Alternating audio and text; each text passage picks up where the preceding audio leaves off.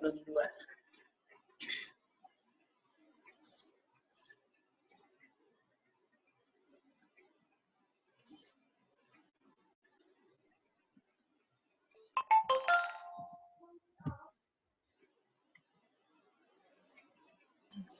Iya, Bu Mai. Ya, alhamdulillah Bu Yes ya udah datang lagi. Maaf. Jadi akunya yang malah itu ya. Iya, Ya, silakan. ternyata tapi mohon maaf sebelumnya pada teman-teman sekalian juga. Iya. Ternyata sinyal saya yang bermasalah. Iya.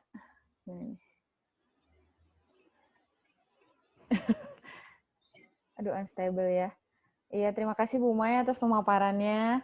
Dan ternyata membaca buku nggak hanya sekedar membaca buku ya Bu Mai ya. Ya. Ternyata ada caranya. Dan ada petunjuknya gitu. Maksudnya apa-apa yang bisa kita dapatkan dari sebuah buku tuh harus bisa maksimal disampaikan ke anak gitu. Saya pikir mah sebelumnya kayak untuk membacakan untuk anak ya dibacain aja gitu. Tapi ternyata banyak caranya begitu. Mungkin langsung kita lanjutkan ke Teh Raisa dulu ya Bu sebelum ke sesi tanya jawab. Halo? Halo, Ya? suara saya kedengaran? Terdengar suara saya? Ya, kedengaran. Oh, masih. Iya. Jadi, masih lanjut ke Teh Raisa dulu. Sebelumnya saya perkenalkan Teh Raisa itu Teh Raisa Humaira ya. Nandia SPSI, MS. Master Science. Iya. Ya, Teh Raisa ini lulus dari Universitas Leiden dengan fokus keahliannya itu psikologi sekolah. Gitu ya, Teh ya?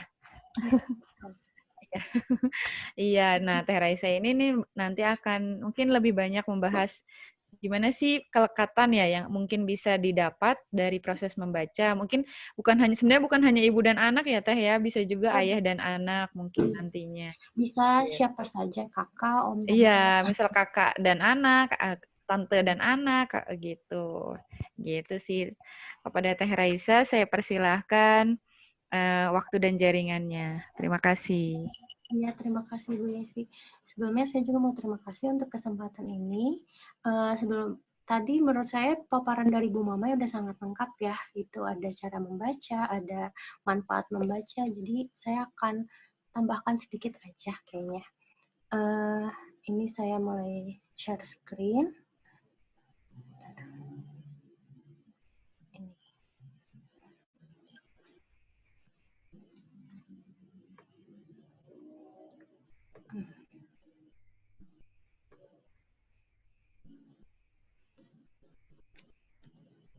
Sudah muncul?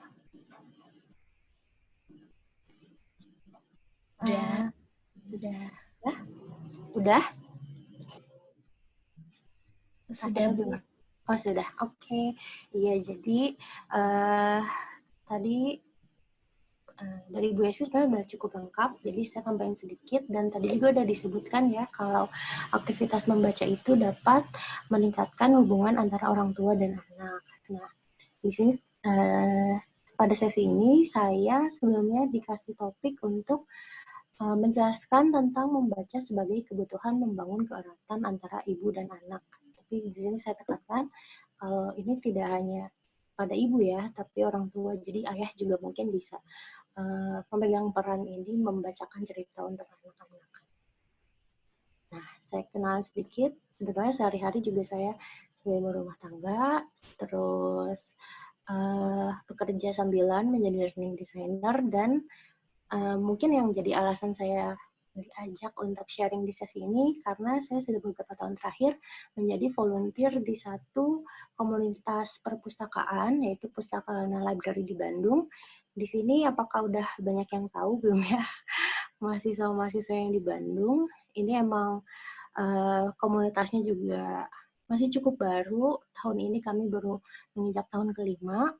Dan lokasinya itu ada di Jalan Taman Cibenying. Gitu. Jadi kalau misalnya nanti setelah pandemi, bisa main-main ke sana. Di sana ada banyak sekali buku untuk anak-anak, dan biasanya anak-anak itu datang dengan orang tua, bisa seharian di sana baca buku. Ada juga kegiatan-kegiatan yang dikaitkan dengan buku gitu. Dan untuk untuk member perpustakaannya bisa minjam buku bebas gitu ya. Nah, sekarang juga di masa pandemi kita ada program untuk bisa mengirimkan buku bahkan ke luar kota. Nah, di sesi ini saya mulai dengan satu quote. The youngest infant learns that to associate that the act of shared reading with the feeling, the act of shared reading with the feeling of being loved. Jadi anak yang masih sangat bayi pun sudah mengerti gitu kalau misalnya dibacakan cerita atau membaca buku bersama-sama itu sangat berkaitan dengan perasaan dicintai gitu sama orang tua ataupun sama pengasuhnya yang membacakan dia buku. Ini saya dapatkan dari satu peneliti. Aduh maaf ya suara saya agak bindeng, saya juga lagi agak flu di beberapa hari terakhir. Peneliti yang memang banyak melakukan riset tentang membaca buku pada anak-anak. Selanjutnya. Nah, jadi kalau tadi kan di judul yang disebutkan itu adalah keeratan ya, tapi mungkin yang lebih, istilah yang lebih sering dipakai di dunia psikologi ya pada umumnya adalah kelekatan atau attachment. Apa itu attachment? Itu adalah ikatan emosional yang biasanya terbentuk antara bayi dan pengasuh. Nah, kalau bayi kan itu dia masih belum bisa ngapa-ngapain ya, helpless gitu, dia belum bisa ngomong, dia belum bisa jalan gitu. Jadi cara dia untuk bisa memenuhi kebutuhannya adalah dengan membentuk attachment ini dengan pengasuhnya, misalnya dengan ibu. Jadi betul dengan apa tadi yang sudah dijelaskan oleh Ibu Mamai, kalau misalnya bayi atau anak kecil itu masih sangat konkret. Jadi kan dia itu belajar dengan indera-indera perasaannya seperti melihat, mendengar, sentuhan gitu ya. Jadi dia bisa tahu, dia merasakan kalau bisa disayang itu dengan intonasi yang lembut, terus dengan sentuhan dielus misalnya seperti itu. Nah, di situ jadi dia biasanya membentuk attachment dengan pengasuhnya. Contohnya adalah seperti ini. Kalau misalnya dia nangis gitu ya, lapar, pasti ibunya tuh akan ngerti, oh ini dia nangisnya lapar, atau enggak ini nangisnya karena apa. Biasanya pengasuh itu akan punya ikatan emosional khusus yang bisa ngerti nangisnya bayi itu kenapa gitu. Nah, attachment ini kemudian menjadi modal utama dalam perkembangan sosial, emosional, dan kognitif anak.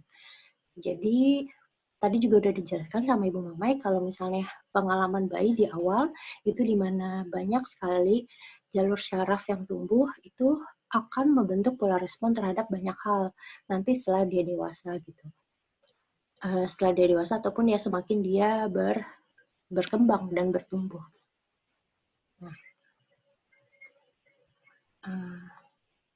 Selanjutnya, attachment ini menjadi coping sistemnya coping sistem pertama dari bayi gitu ya, karena ya tadi dia kan belum bisa berbicara, belum bisa berjalan, jadi dan dia tuh masih belum tahu gitu, oh ini namanya ibu, ini namanya ayah. Yang dia tahu adalah siapa yang mengasuh dia. Nah, jadi attachment akan membentuk sebuah representasi mental dari pengasuh pada bayi yang dapat digunakan bayi sebagai sosok yang membuat nyaman pada momen-momen yang sulit. Misalnya kayak untuk bayi yang agak besar, dia kan mungkin udah bisa merangkak atau megang mainan atau apa. Nah, itu dia nggak akan takut gitu untuk bisa mengeksplor dunianya. Jadi dia merasa aman seperti itu. Sama halnya dengan misalnya bayi yang digendong oleh orang lain gitu kan, ada beberapa bayi yang anteng biasa aja, ada beberapa yang nangis karena bisa jadi bayi yang anteng ini emang dia udah merasa secure gitu, dia punya attachment yang secure, jadi dia tahu kalau dengan dia ketika dia bermain dengan siapapun, dia akan merasa aman karena dia tahu, oh ada kok ini orang yang bisa membuat saya nyaman gitu, walaupun sosok ini tidak ada langsung di sebelahnya dia gitu, tapi perasaan aman itu akan ada terus pada pikirannya si bayi gitu ya. Nah, ini selanjutnya. Nah, bagaimana sih attachment ini bisa mempengaruhi perkembangan kepribadian? Jadi tadi kan dia akan mempengaruhi ke bagaimana dia berkomunikasi atau sosial gitu ya dari attachment. Nah, khususnya si perkembangan kepribadian pada sense of security. Jadi dia tuh akan karena dia merasa aman, jadi dia punya rasa aman di dunia ini dan juga percaya gitu pada dunia ini kalau oh ini bukan hal yang menakutkan, kayak bisa mengeksplor gitu dan orang itu dan dia bisa berkomunikasi dengan baik gitu dengan orang lain, bisa membentuk hubungan yang baik. Nah, untuk lebih jelasnya, oh ya, sebelumnya nanti akan diputarkan ya tentang attachment ini, ada satu video yang cukup singkat, tapi di sini akan saya jelaskan sedikit tentang beberapa tipe attachment. Jadi, attachment itu tidak hanya ada yang secure gitu. Jenis yang secure itu ada satu ya, secure attachment, dan attachment yang tidak secure itu ada 3 macam gitu. Di sini ada avoidant, ambivalent, dan disorganized. Mungkin teman-teman juga sepertinya udah ada beberapa yang ini ya udah familiar gitu dengan kata-kata ini. Nah, di sini bisa dilihat kalau anak yang memiliki attachment yang secure, dia itu akan merasa content atau merasa penuh gitu. Jadi dia nggak takut, dia akan pede, dia nggak merasa kekurangan apapun, dan dia akan lebih engage on task. Wah, maksudnya dia akan lebih merasa tertarik gitu ketika melakukan sesuatu itu nggak setengah-setengah. Terus anak yang avoidant dia akan lebih menjauh, withdrawn, dia lebih menjauh dari teman-teman atau misalnya kegiatan yang menarik. Terus dia biasanya lebih pendiam dan dia mungkin akan sedikit cemas gitu. Untuk yang ambivalent juga sama, dia sedikit cemas, dia kadang tidak fokus ketika mengerjakan sesuatu, dia merasa insecure gitu, gak pede biasanya. Dan bisa jadi menanyakan banyak sekali pertanyaan yang yang mungkin anak lain nggak tanya gitu. Mungkin di sisi lain ini hal yang bagus, tapi ada kalanya kayak ini menjadi satu concern gitu.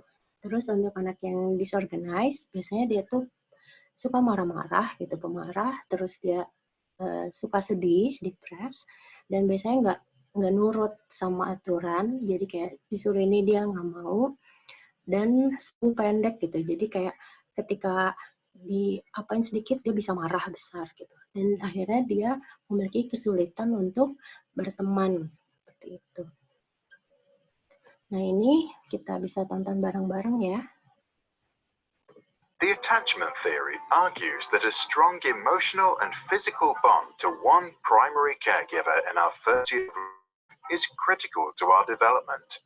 If our bonding is strong and we are securely attached, then we feel safe to explore the world. We know that there is always that safe base, which we can return to any time. If our bond is weak, we feel insecurely attached. We are afraid to leave or explore a rather scary-looking world, because we are not sure if we can return. People who are securely attached are said to have greater trust, can connect to others, and as a result are more successful in life. Insecurely attached people tend to mistrust others, lack social skills, and have problems forming relationships. There is one type of secure attachment, and there are 3 types of insecure attachments: anxious ambivalent, anxious avoidant, and anxious disorganized. In responses to distress, the first 3 react organized, while the last acts disorganized. To understand the theory better, let's look at Mr. and Mrs. Smith, who have 4 children. Luca, Anne, Joe, and Amy. The Smiths are lovely parents who cuddle, make frequent eye contact, speak warmly, and are always there for their kids. But one day, Mr. Smith falls very sick and dies. For Mrs. Smith, life now becomes very difficult. She spends all day working, while at the same time trying to care for her children. An impossible task. At 6 years of age, Luca's brain is for the most part developed, his character strong and his worldview shaped. The new situation does not affect him much. He knows there is still always Mum, his safe haven. He feels securely attached. Later, he turns into a trusting and optimistic young man. His self-image is positive. Anne, who is 3, has problems coping with the new lack of attention. To Anne, her mother now acts unpredictably. She is anxious about their relationship and as a result becomes clingy. To get her mum's attention, she has to raise her emotional state and scream. When her mum finally reacts with a predictable response, she herself acts ambivalent and doesn't show her true feelings. Later in life, others think Anne is unpredictable or moody. Her self-image is less positive. Her attachment style is anxious ambivalent. 2-year-old Joe spends his days with his uncle, who loves him, but thinks that a good education means being strict. If little Joe shows too much emotion or is too loud, his uncle gets angry and sometimes punitive. This scares Joe. He learns that to avoid fear, he has to avoid showing his feelings, also in other situations. As an adult, he continues this strategy and has problems entering relationships. His image of himself is rather negative. His attachment is anxious avoidant. Amy, who is just 1 year old, gets sent to a nursery. The staff there is poorly trained, overworked, and often very stressed. Some are outright abusive. Amy therefore becomes anxious of the very people she seeks security from, a conflict which totally disorganizes her ideas about love and safety. As she is experiencing fear without resolution, she tries to avoid all social situations. As an adult, she thinks of herself as unworthy of love. Her self-image is very negative. Her attachment is anxious, disorganized. Our attachment is formed in the very first years of our lives, a time when we are too young to communicate our anxiety, and as a result, can experience high levels of stress. Then our adrenal gland, an organ sitting on top of our kidneys, produces the stress hormones adrenaline and cortisol. The heart rate increases, the blood pressure goes up, and we become alert. If that happens frequently, it is called toxic stress. Toxic because it impairs the development of a child's brain and weakens the immune system. In embryos or at a very young age, toxic stress can even switch the expressions of genes, which can affect our health many decades later. By simulating a strange situation, we can assess an attachment style already by the age of 1. To do this, we let the child play with their mother for a few minutes inside a room. Then the child is left alone. The key moment is the child's reaction when her mother returns. Securely attached children first usually hug their mother, then can calm down and eventually get back to playing. Insecurely attached children can be ambivalent and avoidant. Some can't stop crying or refuse to continue playing. The long-term effects of our attachment in the early years are well documented. Using the theory, researchers at Minnesota University were able to predict already at age 3 if a child would drop out of high school with 77% accuracy. In another study, undergraduates at Harvard were asked to assess how close they felt to their parents. 35 years later, they were asked about their health. 91% of those who said they had a rather broken relationship with their mother were also diagnosed with health issues, including coronary artery disease, hypertension, and alcoholism. For those that had reported a warm relationship, the figure of poor health diagnosis was just 45%. But there is another reason why the early years deserve special attention. They are the starting place for subsequent behaviors. A kid that feels securely attached at age 2 can make friends at kindergarten. Their worldview gets reinforced with every interaction, and they develop optimism. As a result, they make good relationships at school, then at college, and later at work. Highly insecurely attached children can miss out on this opportunity. Psychologist John Bowlby, a pioneer in attachment theory, allegedly said, "What cannot be communicated to the mother cannot be communicated to the self." In other words, those who feel insecurely attached might not quite understand themselves. To get to know who they are and what they feel, they might have to go way back in time.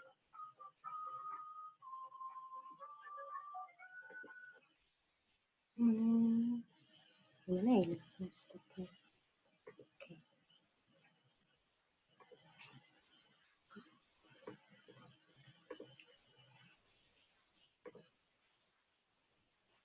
Ya, nah tadi sudah dijelaskan ya cukup detail di videonya kayak jadi bagaimana peran si kelekatan ini terhadap kehidupan anak-anak hingga seterusnya gitu, hingga dewasa. Dan setelah tadi kita lihat juga pemaparan dari Bu Mai, ternyata saat membaca itu kan melibatkan emosi, melibatkan intonasi gitu. Di situ akan menjadi wadah yang sangat baik untuk bisa mengembangkan kelekatan antara orang tua dan anak seperti itu. Selanjutnya, kalau selanjutnya sebenarnya adalah tahapan membaca, terus teknik-teknik yang lebih detail lagi tentang membaca dan bagaimana cara mengajarkan membaca. Saya kurang tahu nih sebenarnya waktunya sampai jam berapa ya? Boleh dibantu, Ibu Yesi? Iya Teh, bisa sampai jam 11.30 maksimal Teh. Oke, jadi mungkin ini kita akan sampai 11.30. Oh iya. Jadi nggak terlalu panjang ya. Ini kita go through aja, maksudnya dilihat sebentar bareng-bareng gitu.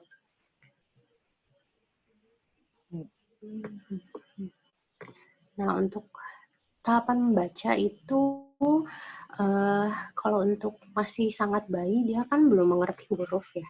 Jadi biasanya dia hanya diajak untuk mendengar dan membedakan suara gitu. Maka dari itu penting sekali ketika membacakan buku, artikulasinya harus jelas, intonasinya harus beragam gitu. Terus ada dramatisasi. Jadi anak tuh bisa membedakan suara, bisa membedakan suara gitu. Jadi untuk bayi usia 0 sampai 3 bulan itu biasanya mereka hanya memperhatikan dan mendengar gitu. Jadi baca bukunya bareng, melihat gambar bersama-sama gitu, mendengarkan cerita karena kan di situ dia akan melihat si cerita ini jadi satu konteks gitu, kayak oh ada gambarnya, misalnya gambarnya sedih, itu mungkin suaranya juga jadi sedih orang tuanya, gambarnya menyeramkan, suaranya juga mungkin jadi agak menyeramkan gitu.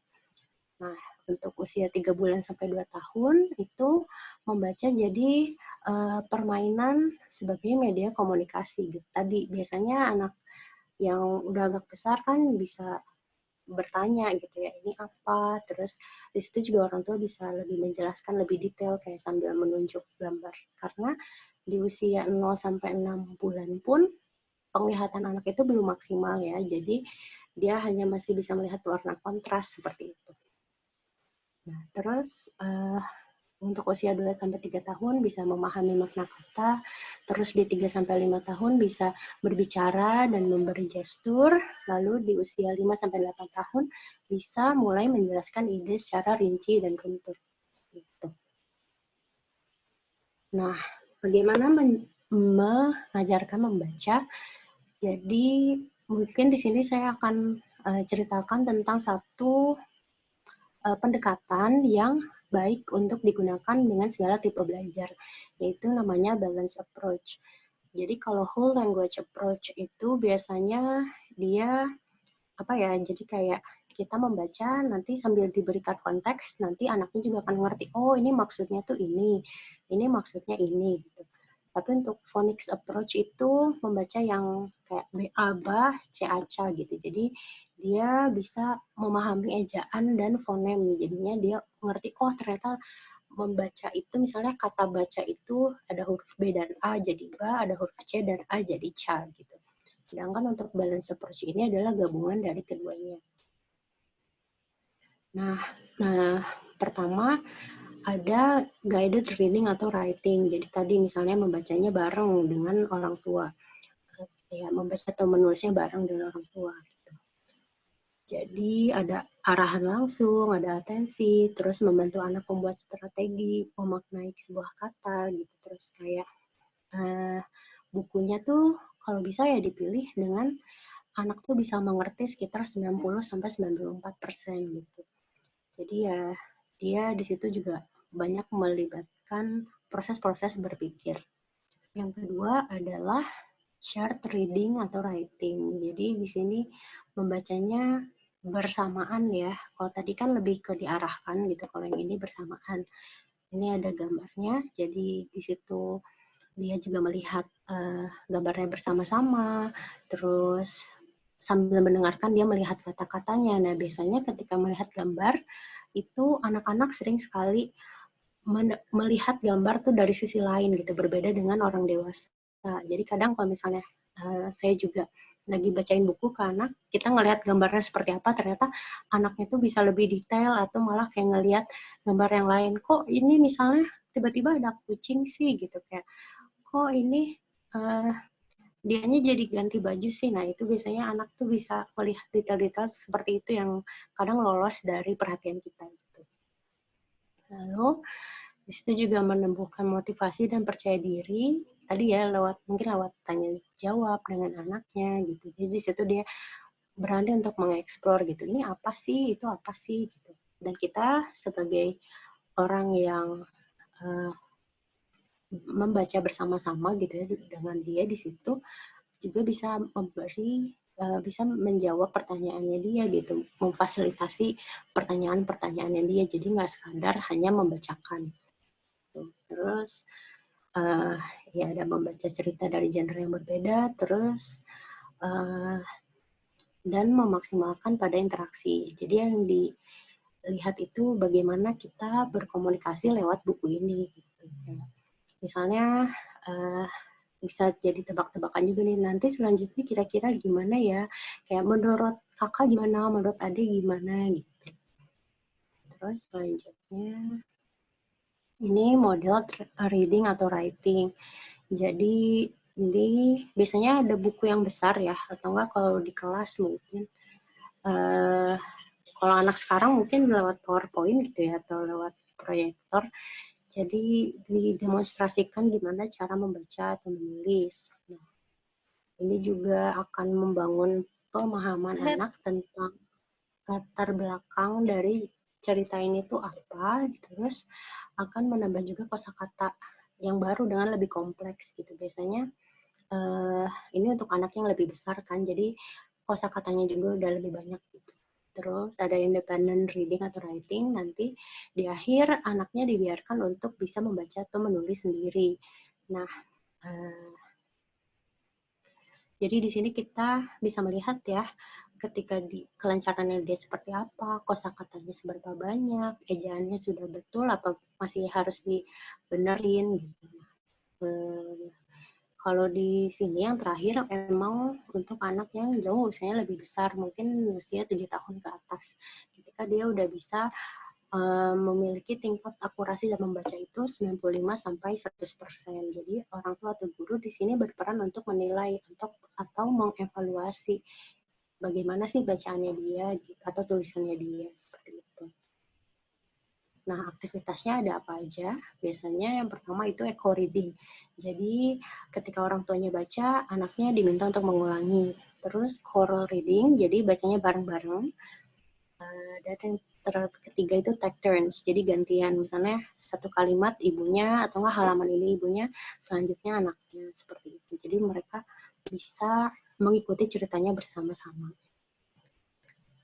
Nah, selain itu ada aktivitas juga, misalnya untuk anak yang lebih besar ya, dia bisa diminta untuk menggambarkan karakter penting yang ada dalam cerita, terus dijelaskan gitu kayak, menurut saya, ini buku tentang apa, judulnya siapa, penulisnya siapa, terus ini karakter favoritnya siapa, terus bagian yang paling menarik dari buku ini siapa, gitu. Apa, gitu. Terus dia bisa digambar juga, misalnya picture from the scene, jadi kayak, oh iya yang paling menarik tuh saat ini, waktu misalnya dia jalan-jalan di kebun gitu, nah itu kan bisa digambarin seperti itu. Selanjutnya ada word searches, jadi mencari kata-kata. Jadi misalnya kan ada kata-kata acak seperti ini, terus di situ dia diminta tadi di buku ini ada kata-kata apa aja ya. Sebenarnya ini kalau misalnya rajin gitu ya orang tuanya bisa membuat ini tuh cukup gampang gitu. Jadi kayak tinggal dibikin aja terus di print atau ditulis langsung di kertas. Terus ada pattern sorting. Jadi di situ dikelompokkan mana yang kata benda, mana yang kata ini apa misalnya kata kerja atau enggak mana yang huruf vokalnya sama semua, yang suaranya mirip-mirip. Nah, itu bisa di-list karena biasanya buku untuk anak-anak itu banyak sekali yang berima gitu. Jadi kata-katanya mirip dan di situ bisa anak-anak belajar untuk mengelompokkan, oh ini kata-kata yang mirip ya ada apa aja. Nah, ini masih ada waktunya nggak ya? Wah, masih ada sedikit lagi. Ini sekilas saja. Untuk anak usia 0 sampai 12 bulan itu, misalnya buku-buku berima, buku cerita yang nggak ada katanya, terus buku yang merangsang indera peraba, jadi buku dari kain, dari plastik, itu kan ada ya, buku-buku yang buat bayi, biasanya dibuat dari kain atau plastik, supaya aman gitu, kalau misalnya dimasukin ke mulut, atau mau yang plastik biasanya dibawa sekalian mandi gitu, jadi dia bisa lebih anteng kalau mandi karena sambil baca buku. Terus buku taktil yang bertekstur, biasanya juga ada buku-buku kain yang teksturnya itu macam-macam, jadi anak tuh belajar juga tentang tekstur, oh ini ada yang halus, ada yang kasar, seperti itu.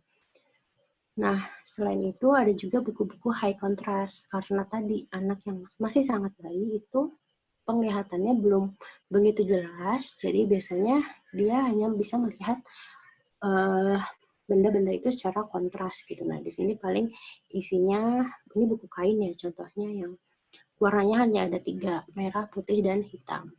Dan juga board books itu buku yang lembarannya tuh agak tebal ya, seperti dari kardus gitu. Jadi itu akan lebih aman untuk anak-anak, biasanya anak yang sangat bayi. Karena kan ya tadi takutnya kalau tajam itu kena ke jarinya gitu. Terus ini, nah untuk usia 2-3 tahun, biasanya buku-bukunya juga bentuknya masih board book, yang tebal dan kecil, paling isinya juga hanya berapa, 10 halaman mungkin ya. Jadi biasanya udah ada pengenalan tentang bentuk, tentang warna, terus ada binatang-binatang, terus ada suaranya, itu ada juga beberapa yang bisa dipijit terus keluar suaranya. Ada kegiatan sehari-hari, seperti misalnya tidur, makan, mandi, seperti itu. Terus buku lagu lengkap dengan liriknya, dan juga buku yang bentuknya tidak biasa, misalnya berbentuk buah atau segitiga, itu juga banyak untuk anak-anak. Nah, untuk yang usia 4-6 tahun biasanya itu emang tulisannya itu tidak terlalu panjang dan bukunya itu penuh dengan gambar dan ilustrasi yang menarik, seperti buku yang tadi ya, buku yang Kacamata Hitam Kiko itu, karena satu halaman tuh gambarnya tuh besar dan tulisannya hanya sedikit. Nah, ini ada juga buku yang bisa dijadikan ide permainan untuk memacu kreativitas anak. Nah, ini contohnya di sini ada buku yang mix it up. Jadi di situ anaknya diajak sambil mencampur warna gitu. Jadi dia tahu, oh di bawahnya bisa mengikuti ketika ada warna biru dengan warna kuning dicampur, tengahnya jadi hijau, seperti itu. Terus buku dengan kalimat berima dan yang dapat memacu imajinasi anak.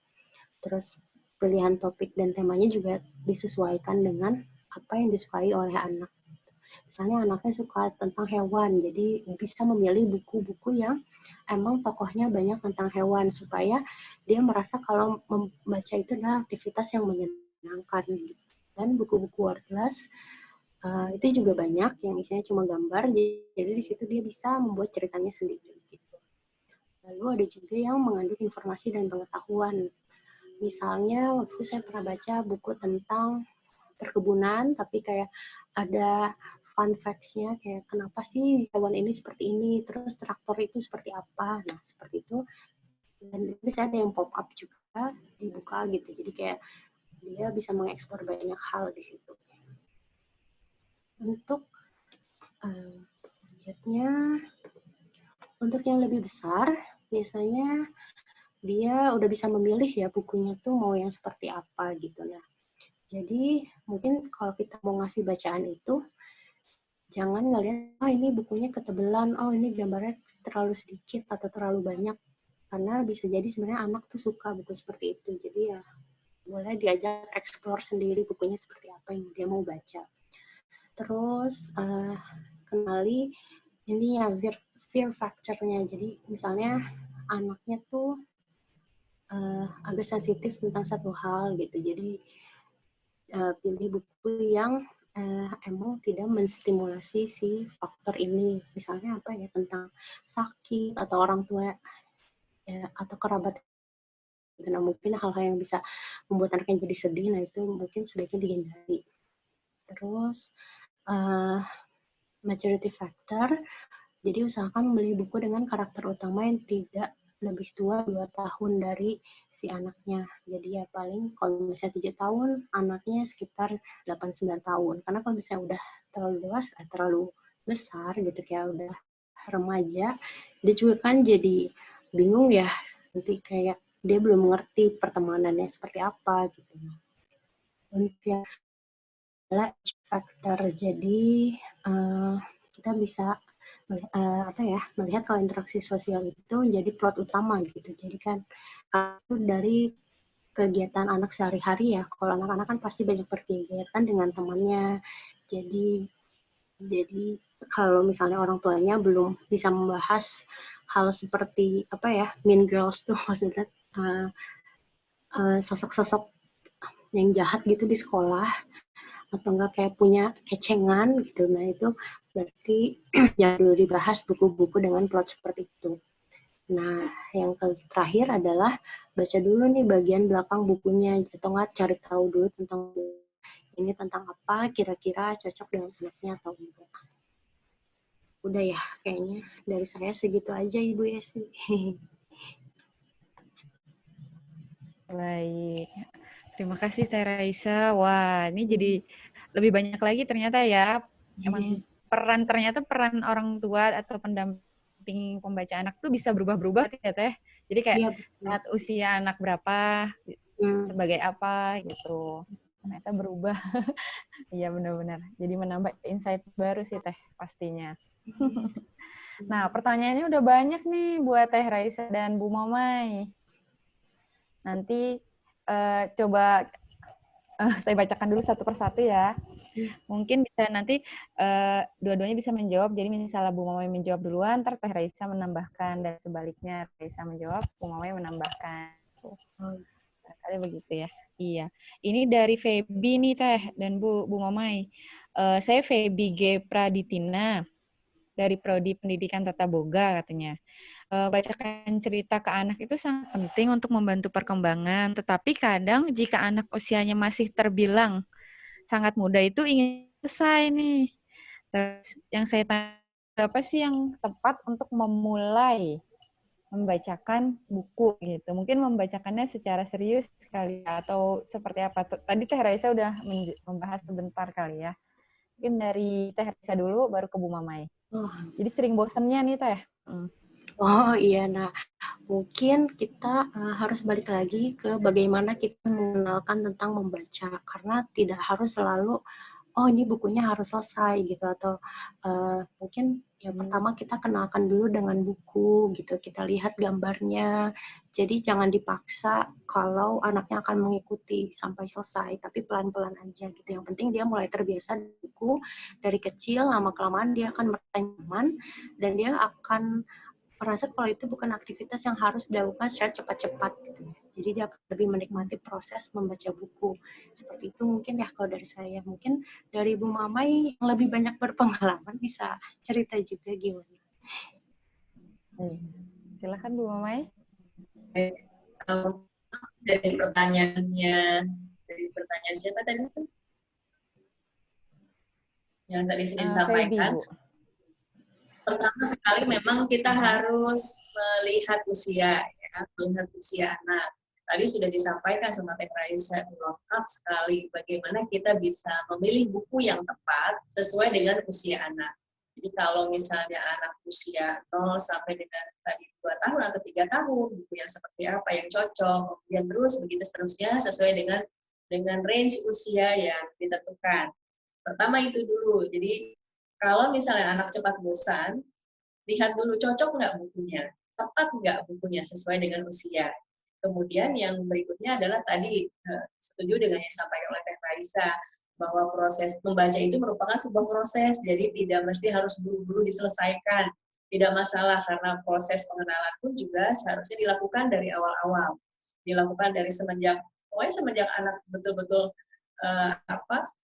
ibaratnya apa ya? Di situ kan ada ditulisnya 0 sampai sekian tahun. Otomatis kalau misalnya pertanyaan usia berapa anak dikenalkan dengan buku atau ya, dibacakan. Ya dari usia 0 tahun, gitu, dari usia 0 tahun. Dan buku yang seperti apa? Ya otomatis tadi kembali ke bagaimana kita bisa memilih buku yang tepat untuk anak sesuai dengan usia.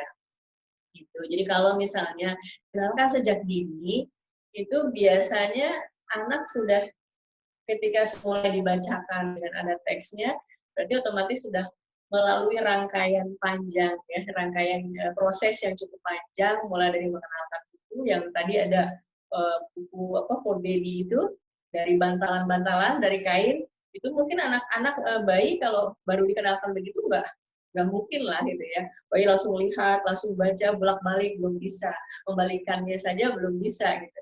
Dan biasanya paling digigit-gigit gitu ya, digigit-gigit dulu. Nah, karena kenapa juga bukunya untuk bayi itu macam ya, ada yang dari kain, dan pokoknya yang aman bahannya, karena memang bayi kan masa oralnya masih ya, jadi apapun yang dipegang, yang dia mau tahu itu pasti akan dimasukkan ke mulutnya. Termasuk bukunya pun juga buku bayi itu memang dirancang khusus agar aman ketika bayi tidak juga bisa ditelan seperti itu. Itu untuk dengan usia anak, sesuaikan juga dengan jenis bukunya. Yang keduanya, kita tidak harus langsung baru dikenalkan langsung kita tamat buku, tidak mesti begitu. Awalnya hanya bacakan dulu awalnya, kemudian anak misalnya bosan ya kita tunda sampai nanti dia kita buka lagi, kita baca buku lagi, nanti misalnya hari ini baca buku baru halaman pertama, nanti besoknya lagi kita ulang lagi, bertambah tidak, terus begitu dari buku yang sama.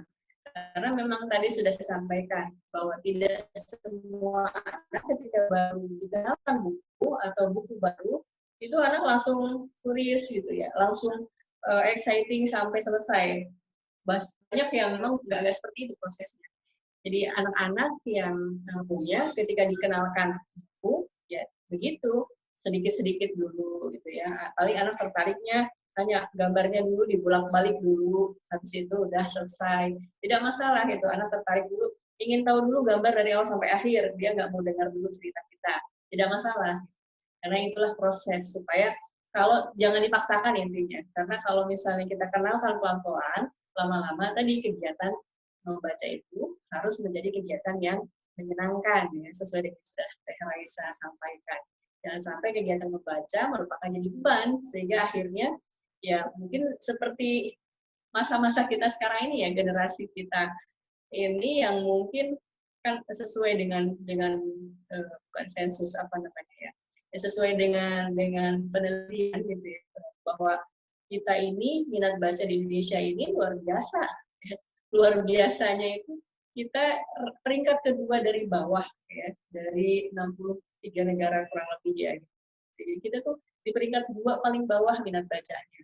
Otomatis memang perlu kerja yang betul-betul besar gitu untuk membangkitkan minat baca itu dari seluruh elemen masyarakat, terutama ya kita ini alhamdulillah yang sekarang dalam satu ruang Zoom meeting membahas bagaimana ternyata pentingnya mengenalkan pada anak, pentingnya proses membaca pada anak, agar nanti supaya generasi yang akan datang ini minat bacanya terus menjadi lebih baik.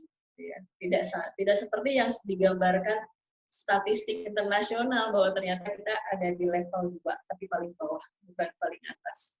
Itu minat bacanya di Indonesia. Padahal kondisinya berlawanan dengan kondisi yang ada sekarang. Kenyataan yang ada bahwa ternyata katanya Indonesia itu memiliki perpustakaan yang paling banyak. Ternyata nanti mungkin Raisa bisa ya.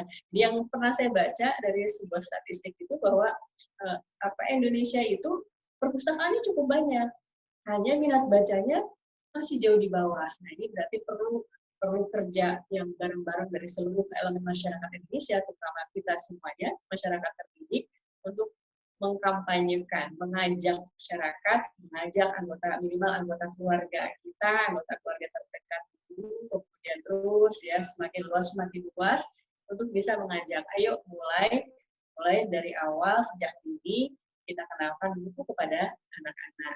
Itu mungkin untuk yang cepat bosannya itu ya, perhatikan 2 tadi, usia dengan buku yang tepat, yang kedua berproses, tidak harus target sampai dengan selesai, perlahan-lahan. Itu mungkin Bu Yesi. Iya, baik Bu Mai, Teh Raisa, terima kasih. Nah, untuk selanjutnya mungkin agak saya rangkum ya Bu dari beberapa orang dari ilmu komputer nih Bu, ternyata memang tertarik juga nih. Jadi berapa kali sih Teh, Bu, kita tuh membacakan buku untuk anak dalam sehari atau seminggu gitu? Dan durasinya biasanya baiknya tuh berapa lama? Kemudian sejak kapan kita mulai mengenalkan buku-buku berbahasa Inggris? Gitu. Jadi kayak durasinya berapa lama, frekuensinya berapa banyak, dan buku berbahasa Inggris atau berbahasa Indonesia saja dulu yang lebih baik gitu. Mungkin dimulai dari Bu Mamai. Ya. Kalau untuk durasi, berapa lama sih durasi yang tepat? Kembali lagi, sesuaikan dengan usia. Dan kita juga pada saat kegiatan membacanya mesti formal, gitu ya, sambil bermain, kemudian lihat-lihat buku, oh ini buku apa nih, oh judulnya apa, seperti itu. Terus nanti jeda lagi bermain, karena fokus anak kan memang rentang konsentrasinya berbeda ya, sesuai dengan usia. Jadi kita sesuaikan fleksibel dengan usia anak, itu untuk durasinya. Kemudian berapa kali sih dalam sehari? Kalau bisa sesering mungkin, tapi paling tidak setiap hari 1 kali sebelum tidur, gitu ya, 1 kali sebelum tidur. Oleh karena itu, kenapa sih tadi ada waktu saran yang waktu disarankan gitu, bahwa membacakan buku baiknya sebelum tidur. Karena tadi sebelum tidur itu betul-betul kondisi yang rileks, tidak ada kegiatan apapun, anak-anak juga sudah siap memasuki tadi ya gelombang rileksnya, di mana itu yang paling tepat sekali kita memasukkan informasi, memasukkan sugesti dan lain-lain seperti itu. Jadi minimal 1 hari sekali. Tapi kalau misalnya bisa diusahakan setiap aktivitas kita dekat-dekatkan anak dengan buku, itu jauh lebih bagus ya.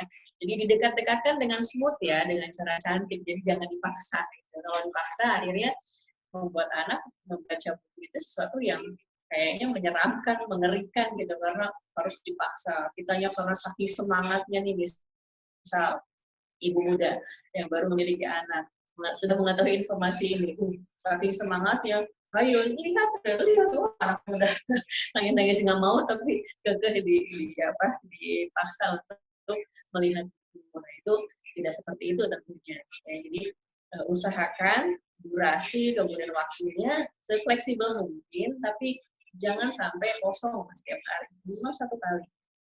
Dari saya seperti itu. Silahkan mungkin Teh Raisa.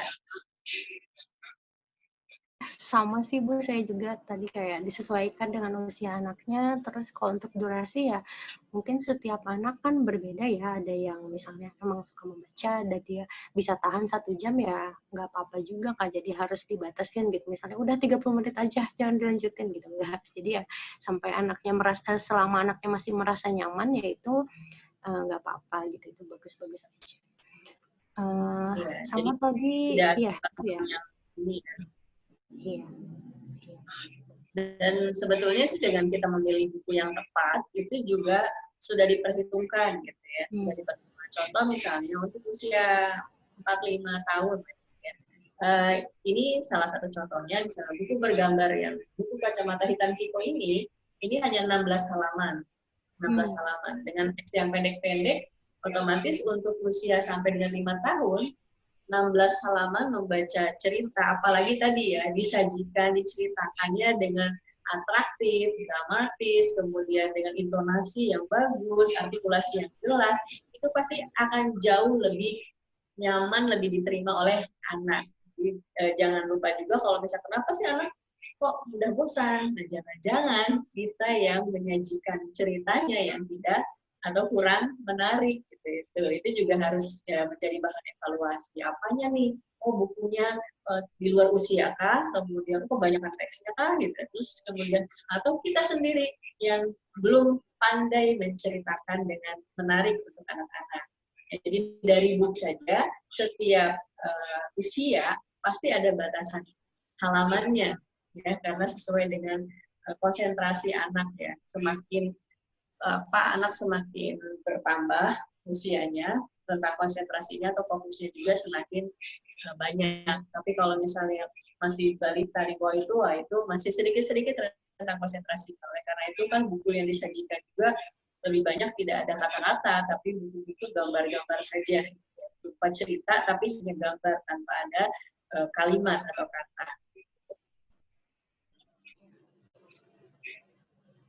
Ya, Bu Yesi. Tadi sama apa ya? Itu durasi, terus apa lagi ya Bu Yesi? Baik Bu. Nah, terakhir mungkin nih ya, cuma satu pertanyaan Bu Mamai terkait karakter anak nih, atau jika anaknya itu terlalu aktif gitu, atau mungkin agak keras kepala untuk diajak membaca bersama ataupun membaca dibimbing gitu. Nah, itu bagaimana tanggapan Teh Bu Mamai? Gitu. Mungkin bisa dimulai dari Teh Raisa. Oh iya, nah biasanya anak yang terlalu aktif tuh maksudnya gimana Teh? Apakah jelas suara saya Teh? Iya, iya jelas. Misalnya kurang kebayang gimana maksudnya kayak anaknya tuh nggak mau baca atau kayak dia malah super aktif gitu. Oh biasanya sih aktifnya itu lebih tertarik mainan yang lain gitu Teh. Iya. Nah mungkin sebelum baca bisa dikasih aktivitas yang cukup menguras energinya dia dulu ya, karena mungkin kan anak ada yang energinya tuh besar, jadi ya kalau misalnya dia disuruh diem baca mungkin dia akan nggak mau gitu karena pasti pengen ngapa-ngapain. Nah biasanya diajak melakukan aktivitas fisik yang emang dia sukai dulu, misalnya kayak oke, kalau gitu sebelum baca mau ngapain dulu gitu, mau main lari-larian dulu ya boleh gitu misalnya. Jadi ikutin aja dia maunya apa sampai akhirnya dia udah keluar tuh energinya udah makin turun. Nah sampai ada level relax yang akhirnya di situ dia bisa diajak untuk membaca gitu kan. Kalau misalnya sambil duduk udah agak capek, nah itu bisa sambil baca lebih relax, sambil minum, sambil ngemil gitu. Jadi dia diikutin dulu aja maunya apa gitu. Jadi jangan sampai dipaksa ya. Misalnya anak kan pengennya beraktivitas fisik terus kayak udah sini baca dulu aja. Nah itu nanti kan dia malah jadi mikir, aduh kok aku dipaksa sih baca tuh kok nggak rame sih gitu, kayak buat aku nggak seru gitu. Jadi ya gimana caranya kita fasilitasi dulu gitu apa yang dia mau gitu sampai kondisinya dia tuh siap untuk diajak melakukan aktivitas lain seperti membaca misalnya. Itu mungkin ya kalau dari pengalaman saya. Dari Bu Mamai mungkin ada teknik tertentu gitu? Ya, kalau saya tadi sudah jawaban Teh Raisa sudah mewakili ya sebetulnya. Intinya tadi kalau untuk anak-anak yang memang aktif atau memang banyak terlalu banyak energinya ya, seolah-olah itu nggak ada matinya gitu ya tenaganya, maka memang saya setuju dibuat capek dulu. Artinya dibuat capek itu dengan kegiatan yang bermakna tentunya ya. Dibuat capek terlebih dahulu, nanti ketika dia sudah lelah, sudah mau saatnya tidur, baru bacakan. Ya, prinsipnya itu saja. Bagaimana kita pada saat mulai proses untuk membaca cerita itu lihat kondisi anak harus dalam keadaan rileks dulu. Kalau dia masih mau bergerak agak sulit. Jadi tunggu anak rileks dulu. Tentunya untuk anak-anak tertentu berbeda penanganannya. Tapi yang saya baca dari pertanyaan dari Mas siapa ya ini ya tadi itu secara umum gitu, bagaimana cara mendidik anak yang tanda petik agak keras kepala, dilembutin, lunjak gitu ya, semakin jadi dikerasin malah nggak bagus juga. Harus bagaimana sih untuk anak-anak yang menghadapi karakter keras seperti itu. Nah mungkin juga harus dilihat dulu, harus diobservasi dulu. Ini anak kenapa? Gitu. Kenapa kok bisa kerasnya karena apa? Apakah ada keinginan yang tidak terpenuhi dari orang tua ataukah hal lain gitu ya. Nah, kalau misalnya hal lain, maka misalnya ada beberapa anak yang memang memiliki kekhususan di mana anak tersebut tidak mau sulit untuk patuh, maunya melawan, gitu, mau melakukan sesuatu di luar rule yang sudah ada, itu ada anak-anak. Padahal sebetulnya dirinya tidak menginginkan itu, hanya memang dorongan yang tidak bisa ditahan. Gitu ya. Nah, untuk anak-anak yang seperti tadi yang memang dikatakan tanda tadi bahasanya keras kepala, nah itu bisa kita lakukan dengan cara disiplin, ya, tegas, disiplin. Nggak mesti galak, nggak mesti keras, jadi tegas, disiplin. Jadi tadi saya setuju pakai bersyarat tadi ya, Teh Raisa. Misalnya, oke, kamu mau kegiatan apa dulu, tapi tetap tidak menghilangkan misalnya kesepakatannya. Oke, kita setiap hari kita baca buku yuk, kita baca buku cerita.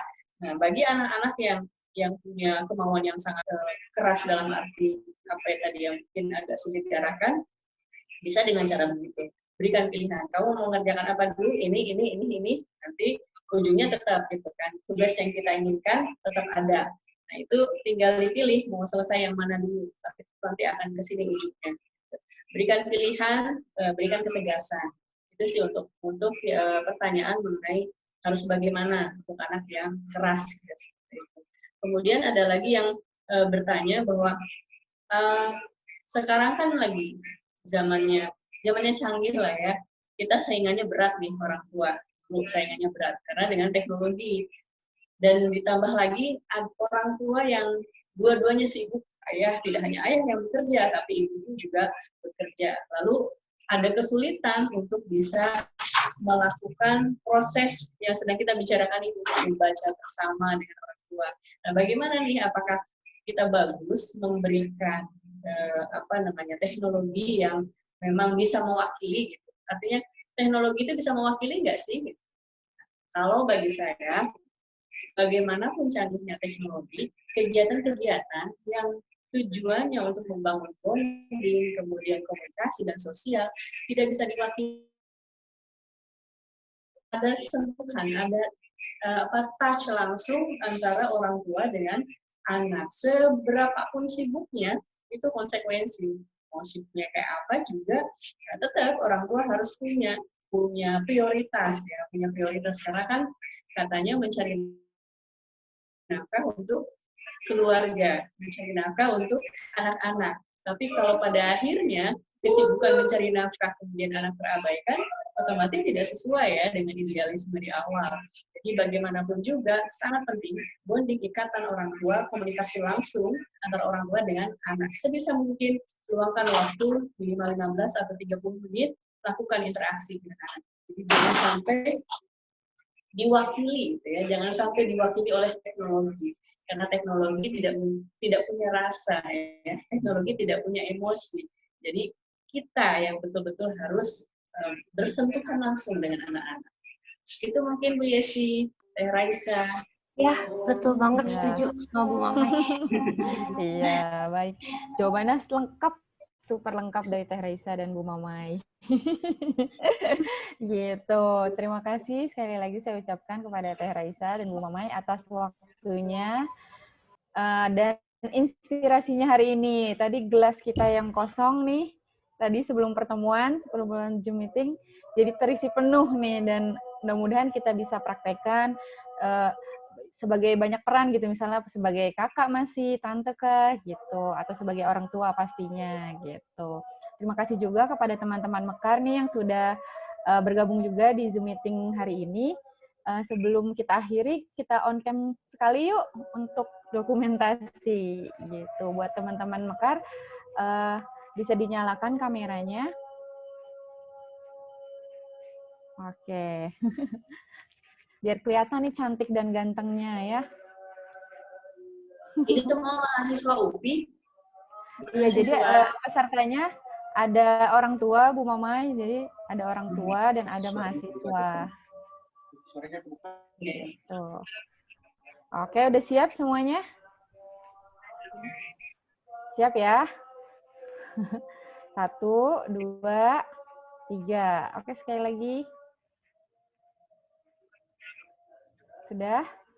1, 2, 3. Terima kasih. Terima kasih. Semoga pertemuan hari ini bisa diambil manfaatnya, dan saya juga mohon maaf sebelumnya nih tadi sempat keluar masuk karena jaringan. Kurang lebihnya saya mohon maaf. Saya akhiri dengan Assalamualaikum warahmatullahi wabarakatuh. Selamat siang teman-teman semuanya. Terima kasih Bu Mamai dan Teh Raisa. Semoga bisa bekerja sama lagi di lain kesempatan ya Bu, Teh. Ya, ya, terima kasih semuanya teman-teman mahasiswa. Terima kasih teman-teman. Ya.